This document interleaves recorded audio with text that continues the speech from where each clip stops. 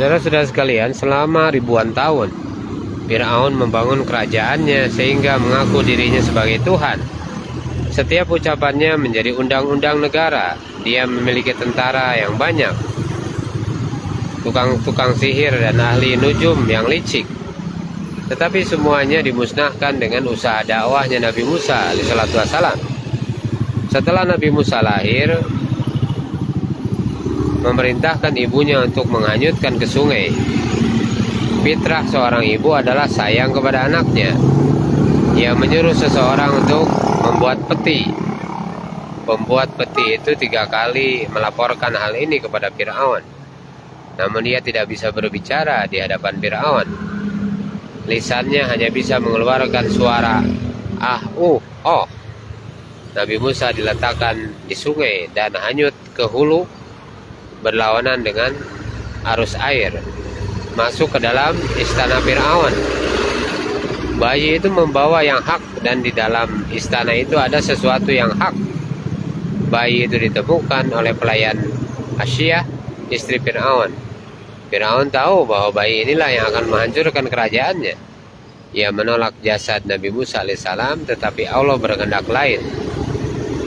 Allah subhanahu wa ta'ala memasukkan rasa sayang ke dalam hati Asyiyah, istrinya, dan berkata, ia adalah penyejuk mataku dan matamu. Seandainya Fir'aun mengiyakan, ia akan mendapat hidayah, namun hatinya menolak. Ketika Fir'aun menggendongnya, bayi itu menarik janggutnya hingga ia kesakitan. Bertambah yakinlah Fir'aun, bayi inilah yang akan menghancurkan kerajaannya. Keduanya bermusyawarah untuk membuktikan bahwa bayi ini belum tahu apa-apa. Diletakkanlah sepotong roti dan bara api di hadapan Musa. Dan ternyata Allah subhanahu wa ta'ala menggerakkan tangan Musa alaihissalam untuk mengambil bara api itu dan memasukkannya ke mulutnya. Akhirnya Fir'aun tunduk pada istrinya. Demikianlah keadaan orang yang cinta dunia, maka dia akan tunduk kepada istri. Asyiyah menghidupkan dakwah dalam istana Fir'aun sehingga pembunuhan bayi pun terhenti. Asyiyah berdakwah di dalam rumah tangga yang zalim sehingga menyelamatkan orang banyak. Bayi Musa alaihissalam membawa perkara yang hak, demikian pula Asyiyah membawa perkara yang hak. Nabi Musa alaihissalam tak mau menyusu, meskipun seluruh wanita didatangkan untuk menyusuinya, sehingga menyusahkan semua orang. Bahkan Fir'aun pun ikut sedih. Nabi Musa hanya mau menyusu pada ibunya yang dipanggil ke istana. Ibunya menolak tinggal di istana walaupun ia diberi berbagai fasilitas. Lalu ibunya diizinkan menyusui bayinya di rumahnya sendiri dan diberi hadiah. Nabi Musa, Masya Allah, dibesarkan, dididik dalam kerajaan Fir'aun selama kurang lebih 18 tahun. Makan dan minum yang bergizi sehingga fisiknya menjadi kuat.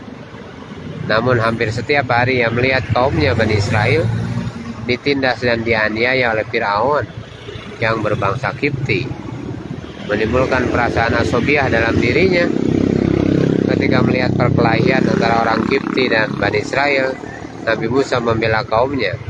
Dengan kekuatan sekali pukul, orang Kipti itu pun mati. Nabi Musa alaihissalam segera meninggalkan negeri Mesir, tibalah ia di negeri Madian. Di tengah jalan ia menolong 2 orang wanita yang antri untuk mendapatkan air, dan wanita itu adalah putri Nabi Shu'aib alaihissalam. Lalu Nabi Musa dinikahkan dengan mahar berkhidmat selama 10 tahun, mengembalakan kambing dan belajar ta'lim kepada Nabi Shu'aib. Ta'alum. Kambing adalah binatang yang sulit diatur, apalagi dalam jumlah yang banyak.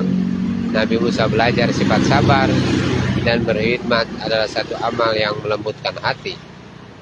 Saudara-saudara sekalian, hanya beberapa ayat Al-Quran yang menceritakan mengenai kisah Nabi Musa ketika 10 tahun belajar kepada Nabi Shu'aib.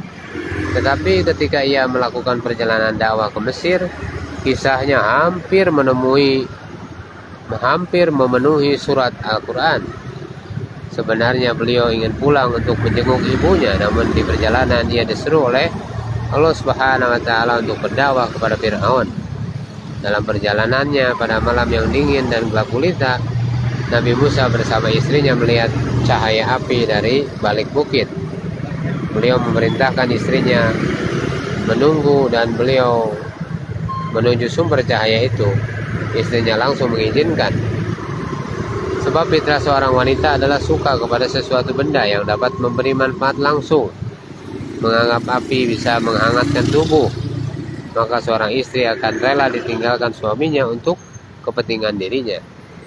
Ketika Nabi Musa alaihissalam tiba di tempat itu, beliau diberi bayan hidayah oleh Allah Subhanahu wa Ta'ala. Ini ana rabbuka wakhla na alaik innaka bil wadil muqaddas tuwa. Sesungguhnya aku adalah Rabbmu, maka tanggalkanlah kedua terompahmu, sesungguhnya kamu berada di lembah yang suci, yaitu Tuwa. Nabi Musa diperintahkan menanggalkan terompahnya sebelum masuk ke tempat yang suci. Hal ini adalah gambaran bahwa untuk mendapatkan hidayah maka harus meninggalkan sementara segala kebanggaan berupa status, jabatan, dan atribut-atribut lainnya, serta keluarga yang disimbolkan dengan terompah. Berpisah tetapi bukan berarti meninggalkan tanggung jawab. Sebagaimana pedagang ke pasar meninggalkan anak istrinya untuk mendapatkan keuntungan, petani ke sawah, ladang meninggalkan rumahnya, pelajar ke sekolah meninggalkan orang tuanya, pekerja ke pabrik meninggalkan keluarganya, bahkan keluar negeri bertahun-tahun bekerja hanya untuk mendapatkan uang. Ketika Nabi Musa menggiring gembalanya dengan tongkat, Allah Subhanahu wa Ta'ala bertanya, apa yang ada di tangan kananmu? Nabi Musa menjawab, ini adalah tongkatku, saya gunakan untuk mengambil dedaunan untuk kambingku, untuk membantu di jalan, dan masih banyak manfaat lainnya. Allah Akbar. Nabi Musa sebagai kalimullah suka berdialog dengan Allah Subhanahu wa Ta'ala. Pertanyaan Allah hanya satu, namun jawaban Nabi Musa bermacam-macam. Diriwayatkan setiap ingin melakukan salat, ia berjauhlah ke rumah-rumah, bertanya kepada kaumnya, kamu ingin minta apa? Kamu ingin didoakan apa? Demikian Nabi Musa alaihissalatu wassalam. Nah, saudara-saudara sekalian, kita nanti akan lanjutkan cerita Nabi Musa ini dalam situasi dan kondisi yang lain. Nah, hari ini waktu ini adalah waktu taklim di masjid. Insya Allah sebentar lagi saya akan buat taklim bersama kawan-kawan saya di masjid dalam rangka program harian ketika kita keluar di jalan Allah Subhanahu wa Ta'ala. Subhanallah bihamdi, subhanakallahumma wa bihamdika, asyhadu an la ilaha illa anta, astaghfiruka wa atubu ilaik.